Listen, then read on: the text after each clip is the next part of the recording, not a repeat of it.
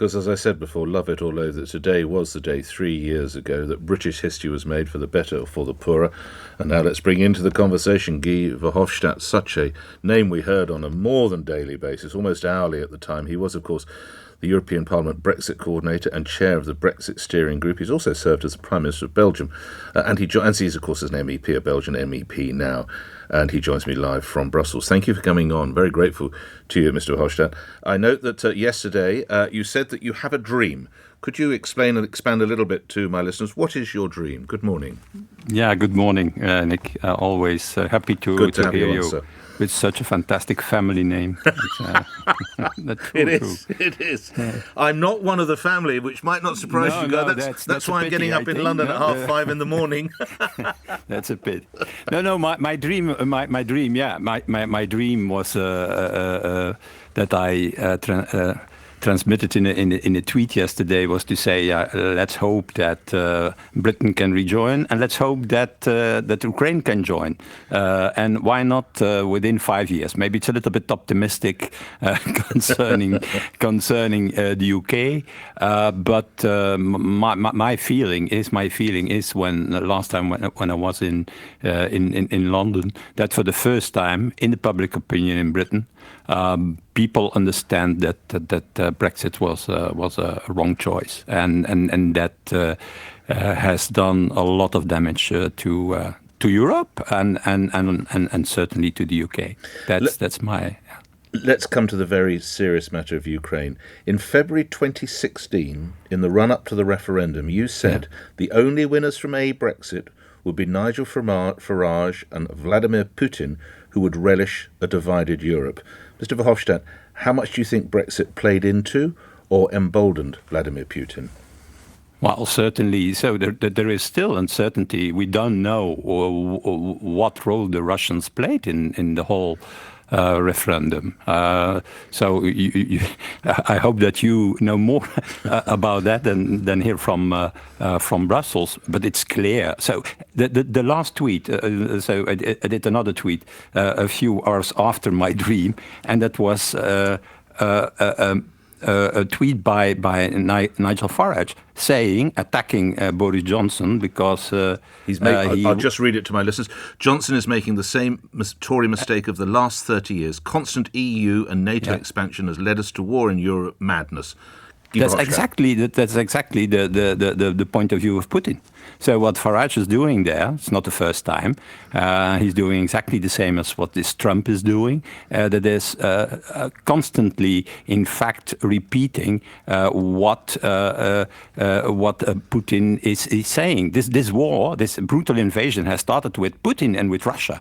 It has nothing to do with the extension of NATO. It has nothing to do with, in my opinion, even the European Union. It's really an attempt by Putin to restore, I should say, the old Soviet Union. The only difference is that the Communist Party is then replaced by his cronies. That is what he's trying to do.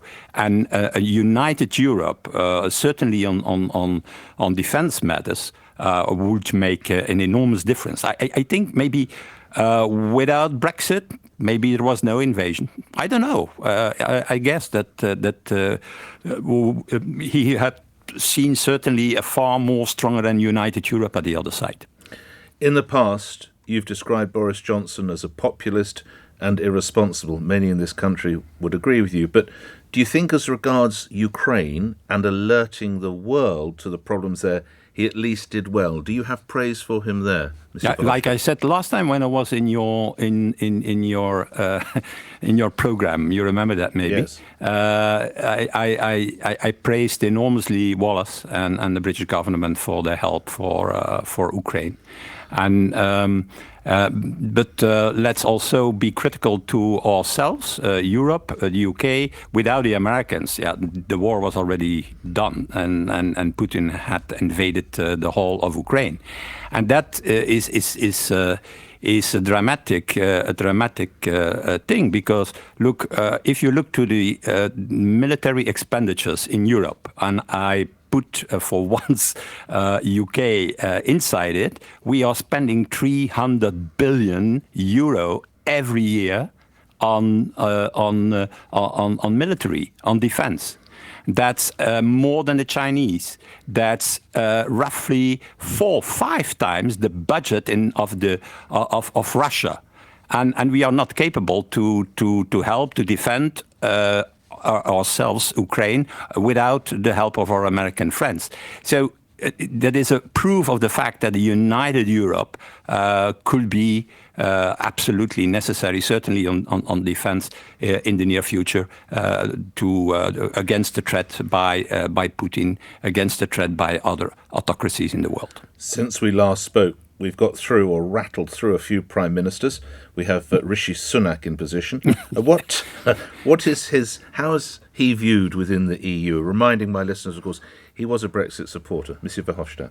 What we see is we got Johnson, then we got Truss, we have now Sunak. We don't see we don't see real big differences, and for the moment. What I see is already a sort of the start of the campaign of the next general election in Britain. And what I think is that more and more in this political fight in the UK, Brexit will come back as item number one, because people have seen now that Brexit has caused enormous damage to their economy. Take, for example, something that I like a lot British cars. When you see the British car industry today, it's only half of what it was before Brexit, to give only that example. And the reason is also very simple. I think that everybody can understand that. What Brexit did was to cut off the British economy from his main market. And the main market is the market in Europe. And you can try to compensate that with trade deals with Japan and Australia and even the US. It's not the same. When you cut off your ties with your most important market, you will create the troubles that we see today. So my guess is that Brexit will come back on the front page and in every political debate in the coming years. The Labour Party, which you'll be aware is ahead in the polls at the moment, under Sir Keir Starmer, has made a point of saying they would not look to return to the single market. Are you surprised by that position? No, I'm not surprised, because it's pure political tactics. It's not even political strategy, it's tactics. So how to gain again a number of lost seats in the north of England. Well, the best way is to say, I will not discuss Brexit. Nevertheless, I think everybody understands that even Margaret Thatcher would have openly said the best thing to do is to stay in the single market, or to return in the single market, or at least to have a customs union, because it's our main market. That would be, in my opinion, her point of view, if she would come back and give an opinion about what is happening. Just coming back briefly to Ukraine, many people say that the way that Britain was able to react so quickly was because it wasn't part of the EU, and they point to how slow Germany was in coming to its decision about Leopard tanks. How fair is that?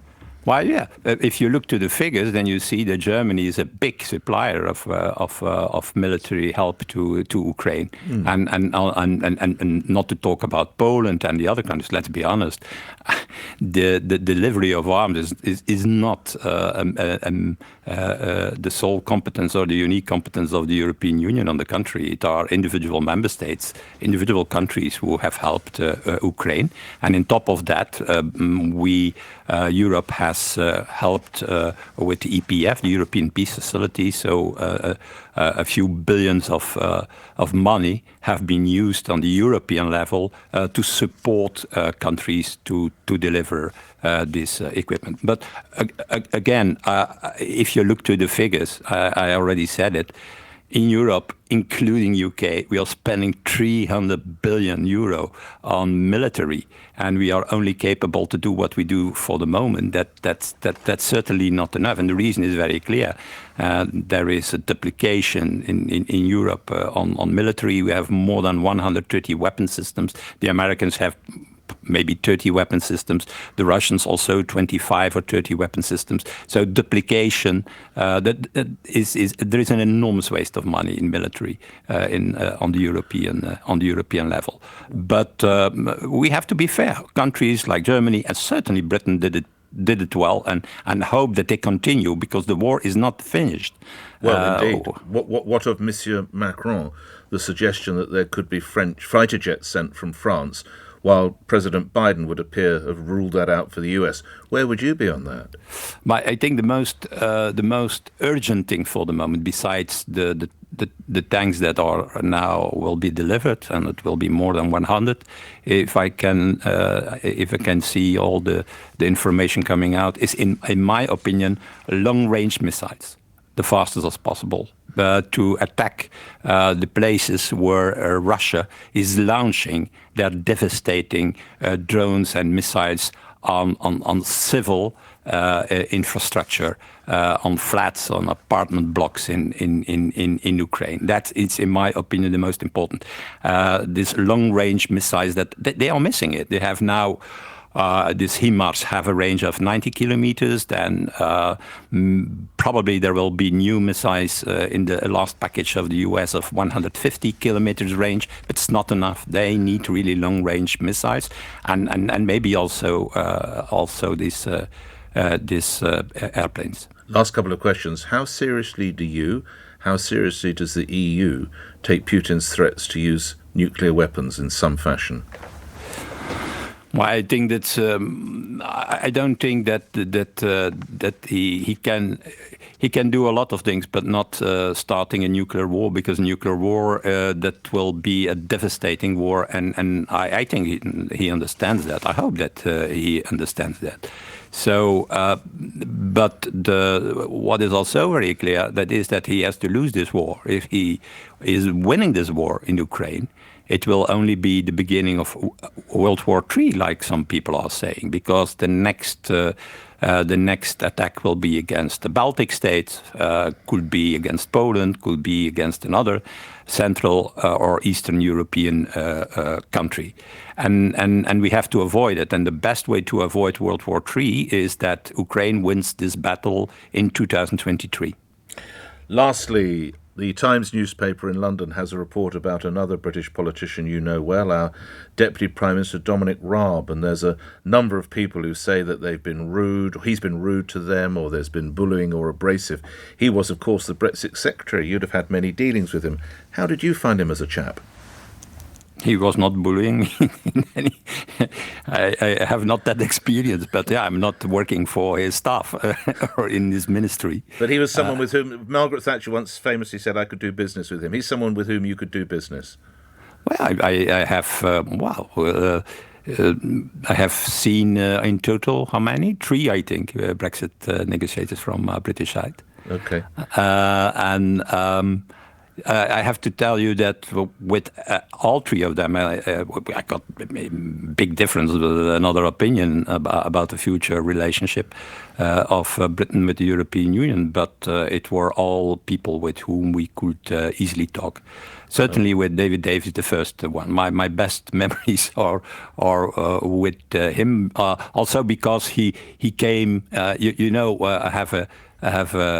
I'm a fanatic of historic racing with the British racing car. Oh, right. And he came to plow this and as a fan of one of my racing driving experience in Britain.